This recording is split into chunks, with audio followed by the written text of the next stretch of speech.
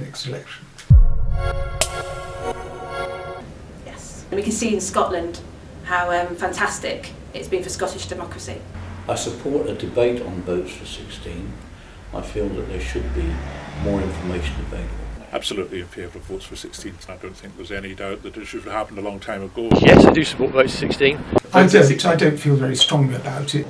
I certainly don't have any objections to it. I think it's something which was trialled with some degree of success in the Scottish referendum.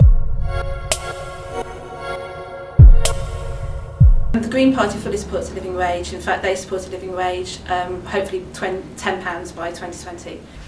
My ideas on the living wage, it should be a living wage, it shouldn't be a minimum wage. So the living wage will be gradually brought into an even keel with the minimum wage. I very much support a living wage. For minimum wage. Well, living wage is obviously preferable for those who can afford it, but it's more important to have jobs than have jobs at a particular level. If it's set at a static price, it is going to advantage certain areas over others. This is what Natalie Bennett was talking about last week, which was to build the 500,000 houses by 2020. What we need to do is to free up more land in areas that are agreeable with the local communities. It's one of the big things on the Isle of Wight, bringing 3-year contracts forward and doing away, for example, with these highness fees that young people have to pay. The main cause of it is lack of supply. Social housing and just the public sector building houses that you give planning permission and developers still don't build the houses. One of the causes of this problem is the number of people who are coming into this country. It was 2.5 million. Better direct investment, and then to improve the job prospects. We'll have better job opportunities for our local young people, who then will necessarily find housing much more affordable. Okay.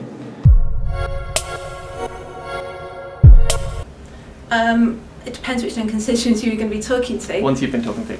I suppose the young constituents I talk to all the time are mainly people at the college, jobs on the island as well as university. Travel and indeed education and opportunities in job and apprenticeships and further education, of course. Jobs and education, I think. The biggest problems at the moment are going to be the same they always have been.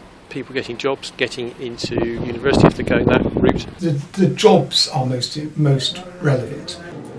Education, jobs, housing, and who's going to headline best of all.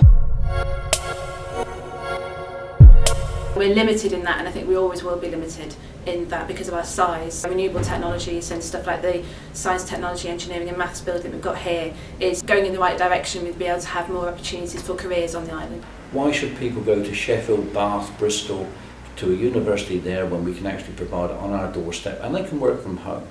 Yes, people will go off Ireland, but if we can actually pull some back in and keep them back here, then we can actually start to supply the demand that we need. To a certain extent, they don't really have any choice if they want to go on to leave, but then that's all well and good if we can maybe attract them back to the island at a later date. Unless industry is built up on the island so that there are bigger employers, we're looking at industries which don't necessarily need big factory places and can work remotely and can work online.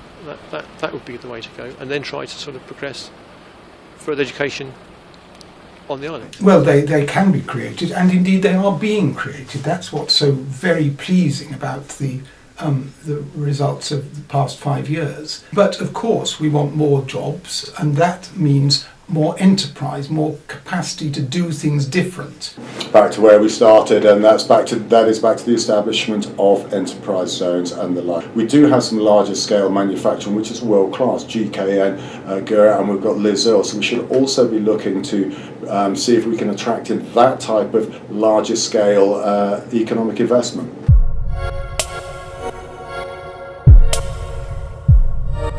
But I think we need to stop all the changes and actually consolidate what we have on the island. I am not usually conservative, the small c, but I am concerned about making even more changes because that result was really poor. Wouldn't it be a rather good idea if we did peer challenges locally between our schools and our academies so that they could learn from each other? We've got to strengthen. It's not something that's going to keep beating the education side of the head saying you're doing it wrong, you're doing it wrong. What we have to do here is provide the environment for teaching that people are happy to be in. We need to attract the best teachers. In order to attract the best teachers, we need to give them something to come to. We have to help them to get here. It may be relocation, it may be giving them nice housing. Trying to get best practice spread between those schools that do it well and those schools that don't do it well. One school is now good, verging on excellent, but good, and the others are catching up. That's the first thing. Secondly, there are two new schools opening, which is very good for people who want more competition, more choice. I am committed to the establishment of a new grammar school on the island by 2020. Put simply, they work.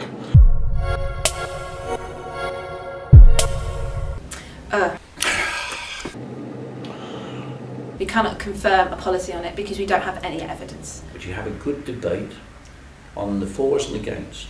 For a representative such as myself, potential Member of Parliament, to come up and say what I want is wrong.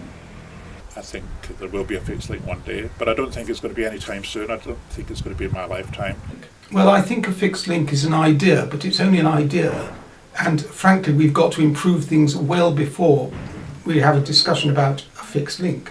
There's absolutely no way that I could sanction any form of fixed link that does not come with the will of the majority of the people. Coffee. Coffee. Coffee. Tea. Tea. Tea. Cats. Cats. Dogs. Cats. Dogs. Dogs. Rugby. Rugby. Rugby. Football. Rugby. Rugby. Song, my obsessive moment. Jeff Buckley Grace. Let it be. I don't really know. Anything by Elton John I like. Don't really listen much to songs. Little man, you're crying. I know why you're blue. Someone took your kitty car away. Zero by Smashing Pumpkins. Beatles. Beatles. Stones. Beatles. Oh dear. You're allowed to say neither. Not really an enthusiast for either. Stones. Oh, it's gold. Gold and white. Pink. Blue. Blue and black. Oh, I've heard of this one before. It looks at the moment like grey and blue. Blue and some sort of green. West White. Causeway. Freshwater. Oh, Ventnor. Right here. Why wouldn't it be? Compton Bay, back of the White.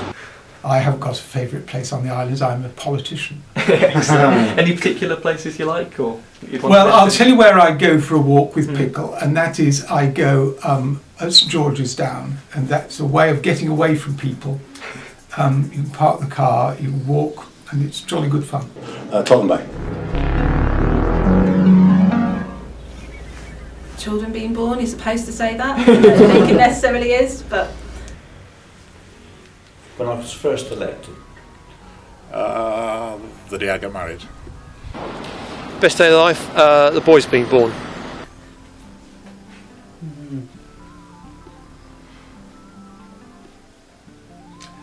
I don't know. I think that's too difficult one. Day my son was born. that's not quick fire. What things people? I don't know. That's okay. That's hard. No. This is why I'm not like I don't have like an inspiration. That's a hard question. My mother. Oh, I've had a lot of inspirations really, but I suppose my father was quite inspiring to me. Greatest inspiration, probably my parents and family members. Winston Churchill, Margaret Thatcher is brilliant. Enoch Powell was a very significant member of